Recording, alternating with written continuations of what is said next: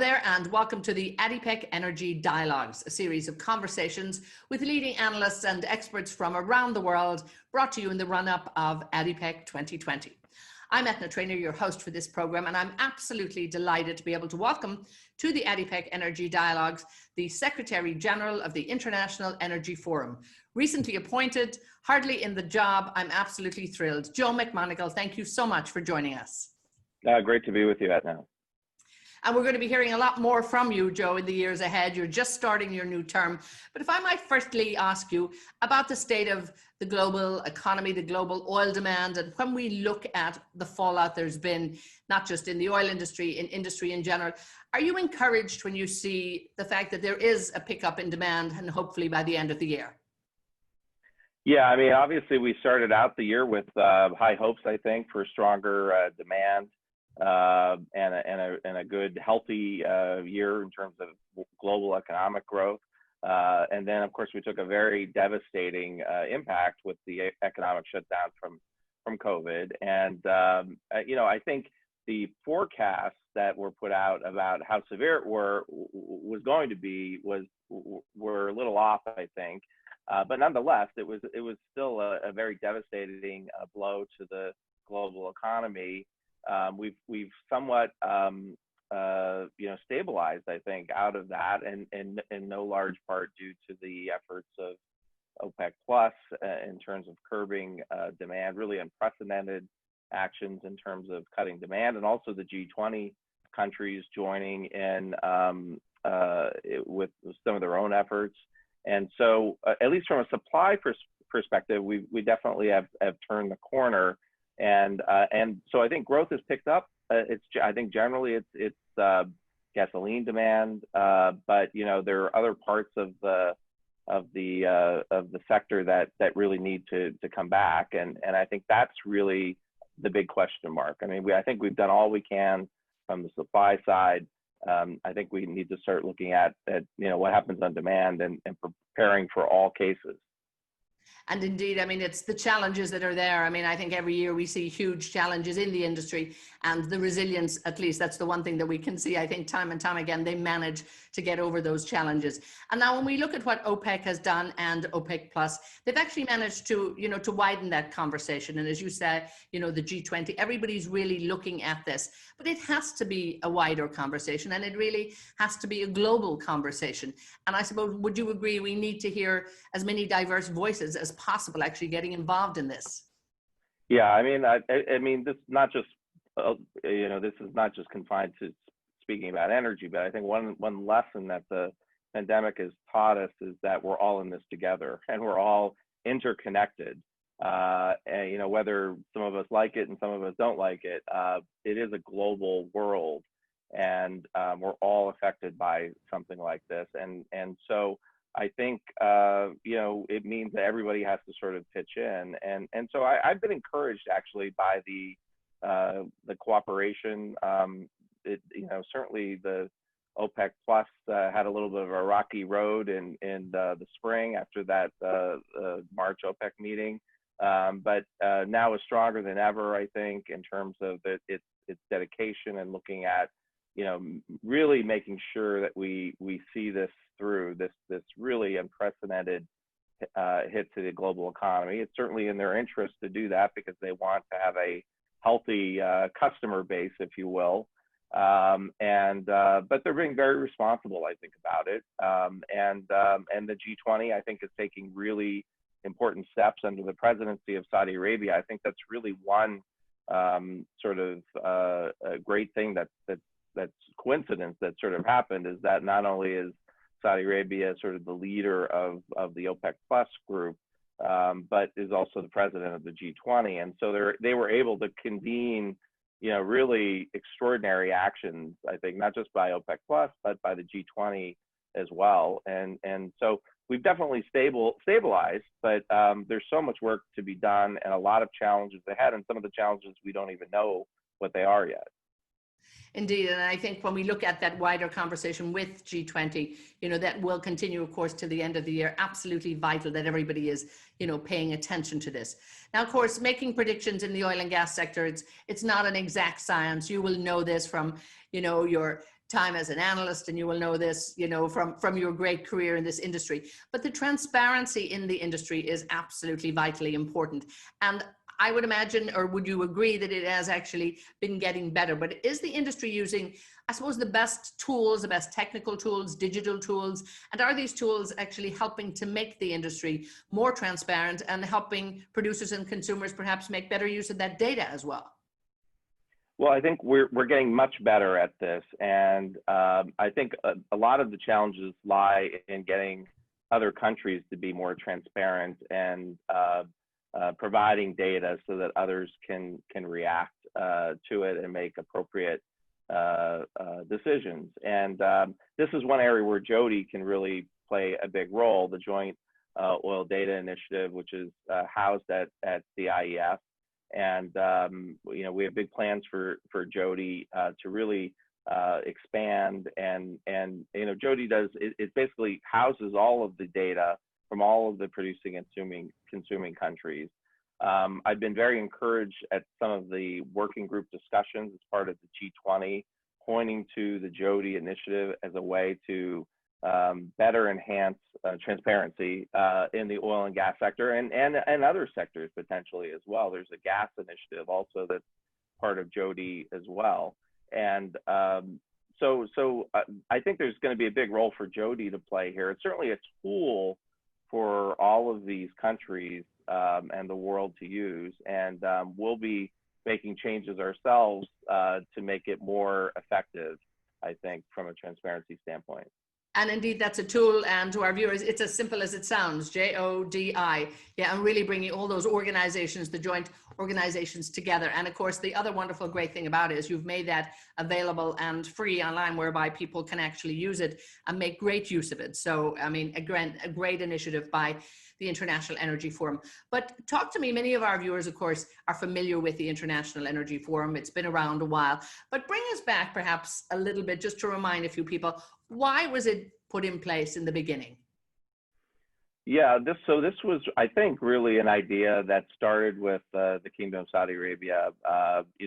Remember after the oil embargo and all the troubles that came out of that, there were two organizations. There was OPEC, and then the OECD formed the IEA, International Energy Agency, which I was a U.S. representative to, and also the vice chairman of the governing board for a couple of years.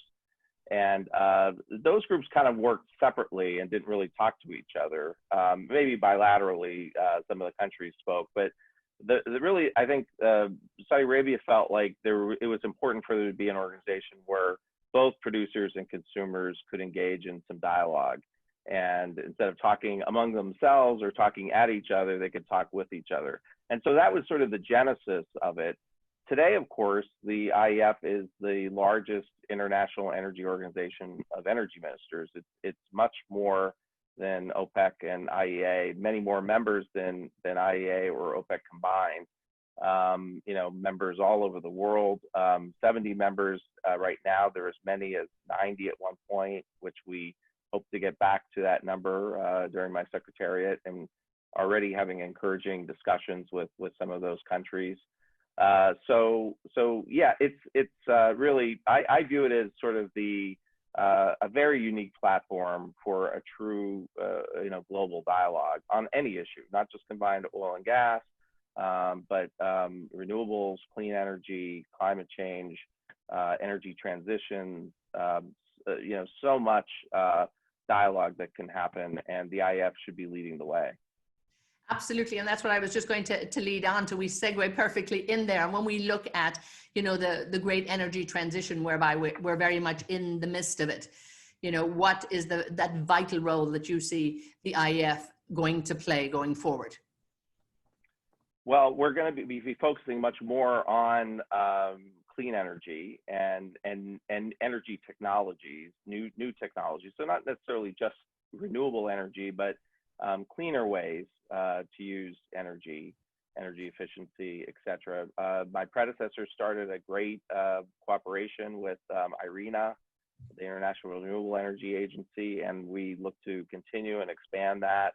Last year, there was a symposium with the EU talking about the Green New Deal. We look forward to working with the EU in a more robust way, both the EU and its member countries. Italy, of course, will be taking over the G20 presidency next year, and we're already talking with them about trying to help in any way we can on some of those issues. And I suspect this will be a main focus of their presidency. And so we'll be doing a lot in this area, and people should stay tuned. And I think people are going to see a lot more activity out of the IEF, more than just traditionally what we've seen. And we'll certainly all look forward to that. When we think of one of the highlights of the IEF calendar, you have the Energy Outlooks, that symposium on energy outlooks. And that was something, again, the International Energy Forum put in place too.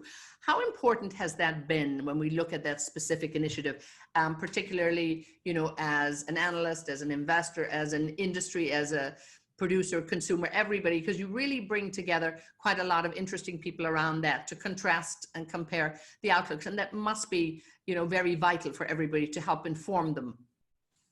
Yeah, I mean, it's one of our flagship events that we have throughout the year, something that we'll be holding again in February.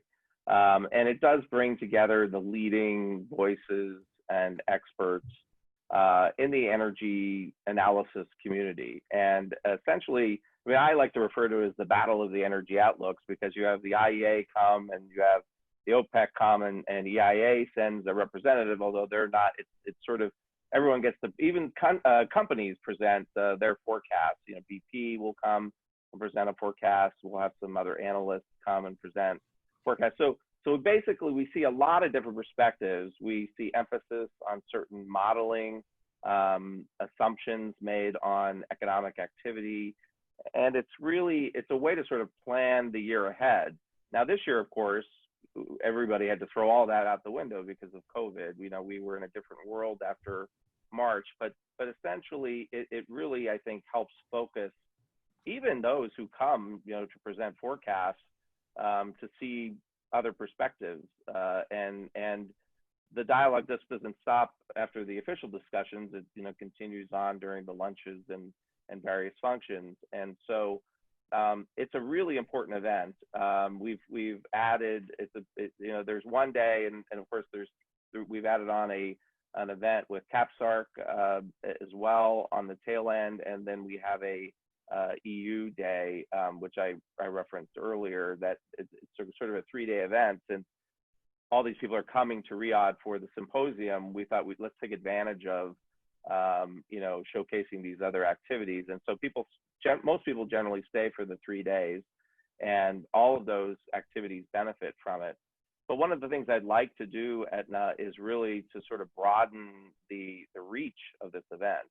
And, everyone now, of course, is doing Zoom web events, web video events.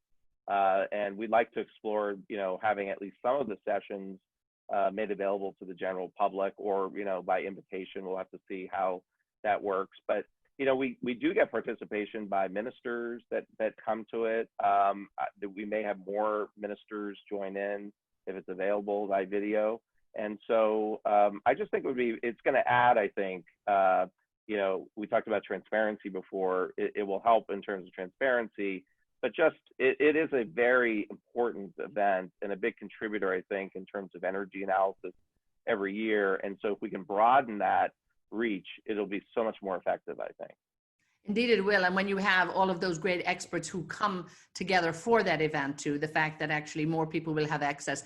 It used to be exactly held under Chatham House rule, and it was all very quiet, but actually, as you probably had more informed knowledge been shared, which would be wonderful to actually share with the wider world. Absolutely. But looking at, the hydrocarbon mix, when we look at the bigger global energy mix, now hydrocarbons, in anybody's outlook, definitely part and parcel of staying in place and that demand being there for time to come. But when we look at the initiatives recently by many of the international energy companies and also the OGCI and that, and really the companies now looking themselves at, being a little bit more than oil companies and really looking almost at a rebrand, becoming energy companies. Are you encouraged in terms of all of those coming on board with a stronger message, a different message, and really at the very heart of it, it is providing energy to the world, not just oil and gas. Yeah, I am. I mean, I think that industry really has kind of pushed everybody else to get more active on these issues and take them more seriously, not the reverse. And so, you know, while some countries are not on board with different aspects of cleaner energy or addressing climate change, their industries are.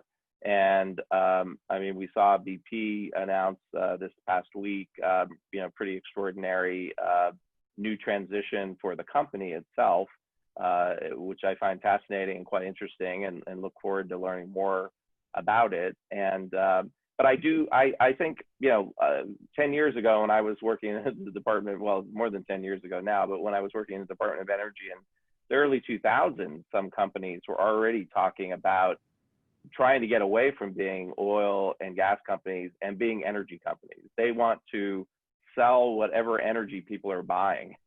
and that's how they looked at it. And obviously the world is moving on and definitely moving towards a more cleaner approach to energy and addressing climate change and greenhouse gas emissions. And that's a good thing. And I think the fact that these companies are leaning in is really important. Now, I know energy poverty is a topic that is, top of the agenda, and the global attention that is needed on this probably needs to escalate, and there's a greater sense of urgency, I think, sometimes on it. Something that's also close to your heart, I think.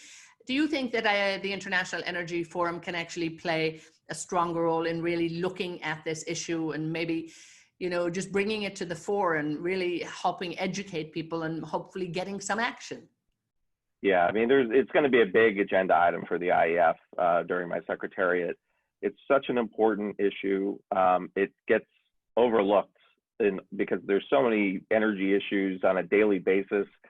If you're a trader, the business press follows, the ups and downs of oil and gas, investments in clean energy.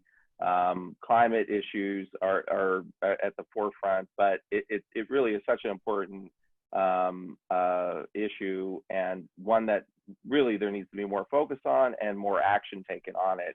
And so it's going to be a big part of our agenda. The executive board, when I was elected in December, really asked me to look at it, and so I'm going to do that. And I think when people think about energy poverty, they think about Africa, but it's really not just confined to Africa. It's parts of Latin America where this is also a challenging issue, and in Asia. And so it's a global challenge.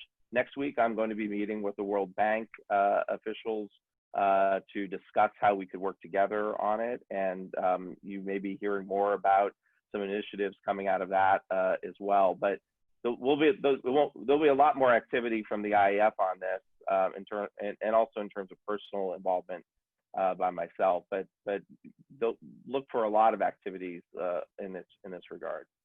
And I think that's very encouraging. And the UN and the Sustainability Development Goals, all of that pulling together. And again, the more international organizations that are taking action on this, it actually, I think, puts that peer group pressure on everybody as well to actually pay attention and ultimately to take action, which is what I think the world really needs to see. Here we are, 2020, and we talk about the eradication of energy poverty by 2030 in many countries. We really, I think, need to get working on this pretty fast. Mm-hmm. Now, talk to me a bit more about, communication. You say it's a very, very vital part of what you're going to do. And obviously, in your previous role with the US State Department, in your previous role as an analyst, when you've been on sort of the other side in many ways, you know the importance of communication. How are you going to shift this for the International Energy Forum and make sure that we're going to be hearing a lot more from you, as you say we will?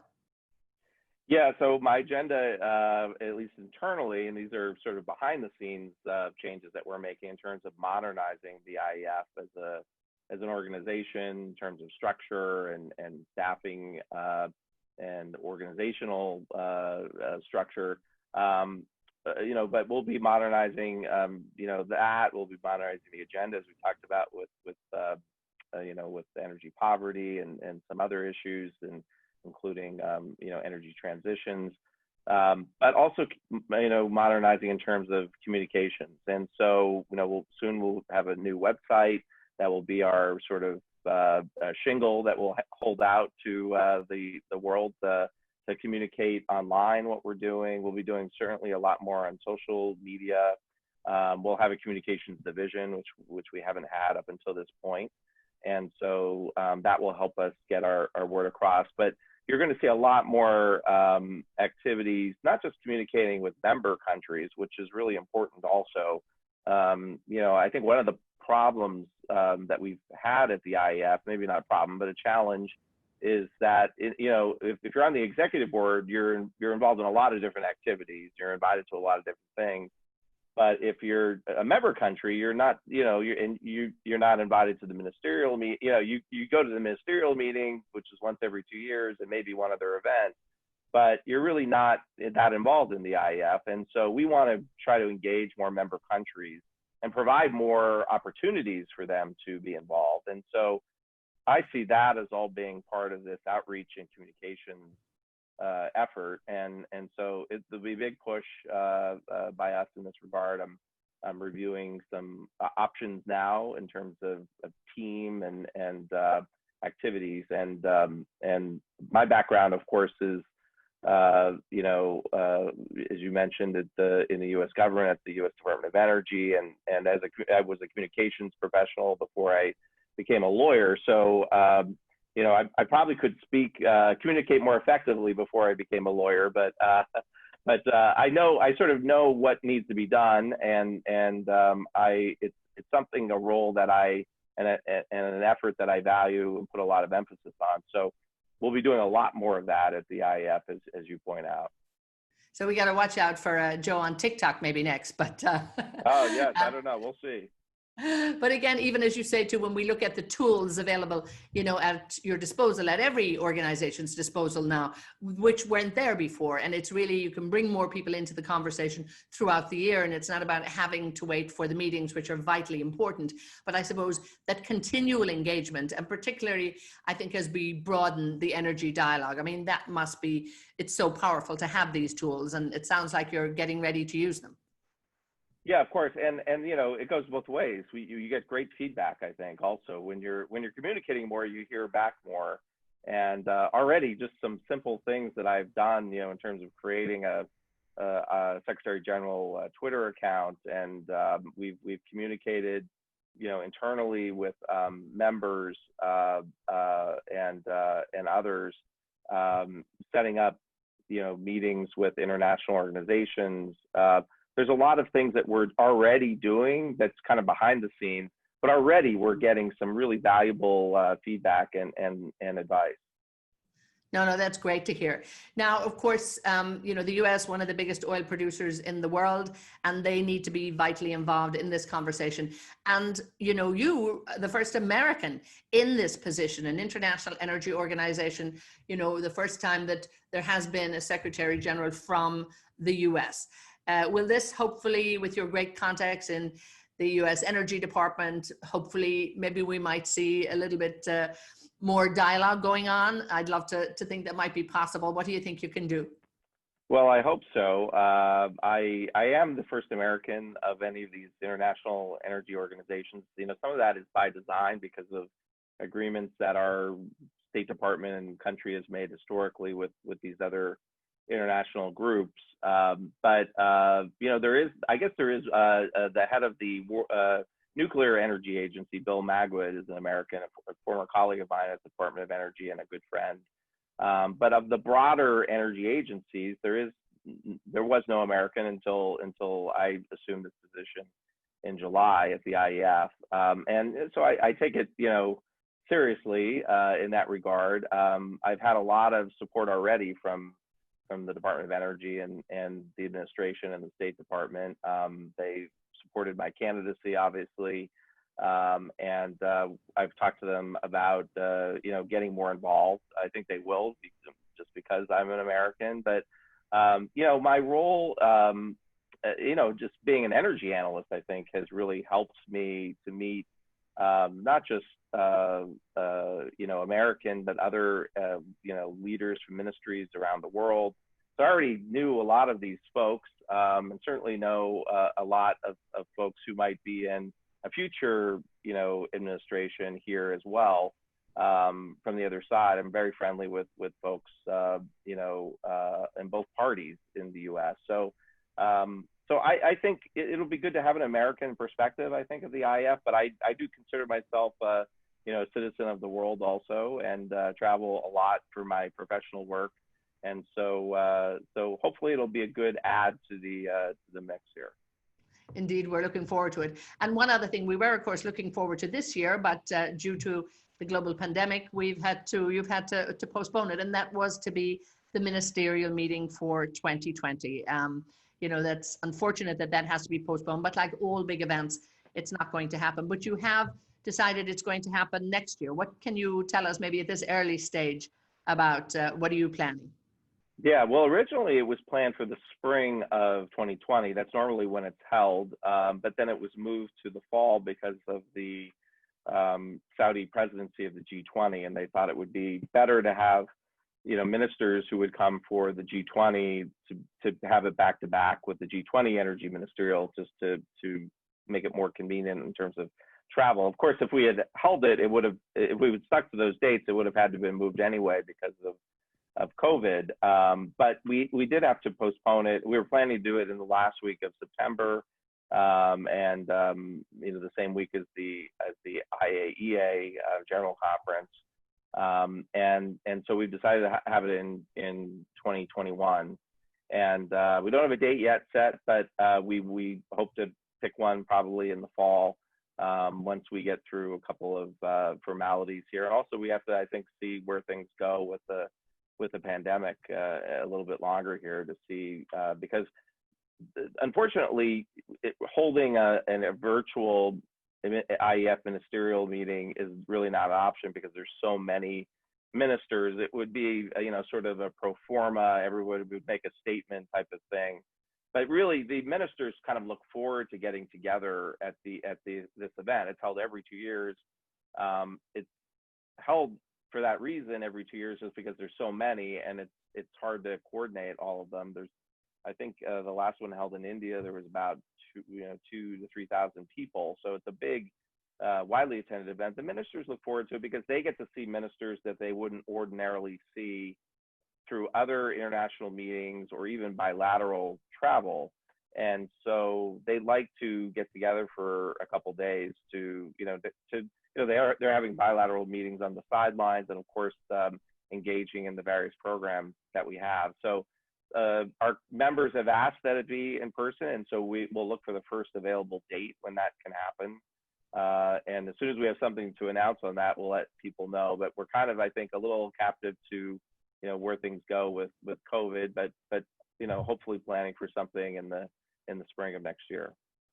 Indeed. And just before we wrap it up, I mean, it is that uncertainty, I think, that everybody in not just the energy sector, but indeed in every industry around the world, this is the big challenge that I think is, everybody's looking at and seeing what they can do and how best they can manage it and survive within it. I mean, ultimately, I think that's the situation. But just before I let you go, when we look at, again, big congratulations on your appointment. Thanks. I know you're almost on your way. You'll finish up this call and you'll be on your way to Saudi Arabia. The next time we talk to you, we'll hopefully be in Saudi Arabia, or maybe you'll come visit us here and, be with us. But when we look at maybe the first 100 days, where do you see the big opportunities, the challenges ahead as you take over your leadership of the International Energy Forum?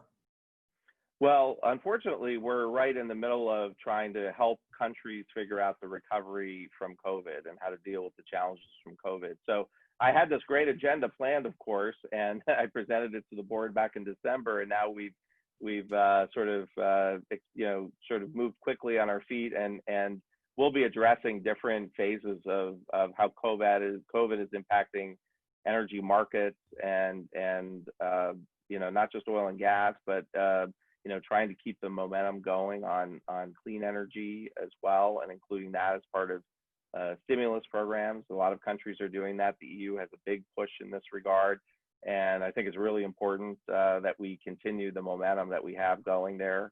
You know, there's a lot of different parts of the impact that COVID has had on energy in general and demand patterns, international travel. There's so many aspects of it that we'll be looking at that probably for the rest of this year. And so a lot of our agenda that we had planned is shifting to in the near term to focus on COVID and helping our member countries and hopefully share some good experiences from member countries that they're having some success, and help other countries meet challenges that they're expecting. But I think you know, the international energy community has done very well in terms of responding to the immediate crisis. But now we're kind of at a, you know, we've kind of, the demand is grown a little bit, but we're kind of like pausing, I think, a little bit to see where things are going to go. And so it's an inflection point, and it's one that we'll be looking at from the IEF perspective to try to share some information. So without a doubt, I know it's going to be a first 100 days, a first busy year, and indeed we look forward to seeing you over the years of your tenure. So we're absolutely delighted to have you with us as the new Secretary-General of the International Energy Forum. So from all of us at ADIPEC, of course, a big congratulations to you. Joe McMonigle, thank you for joining me. Thanks, Etna. Appreciate it. And indeed, to all of our viewers out there, thank you so much. We're going to be hearing more from Joe, I would hope, in the run-up to ADIPEC, and indeed we'll hear more from him throughout the years ahead. So stay with us on ADIPEC Energy Dialogues, and of course, look forward to ADIPEC 2020. Stay tuned. Thank you so much.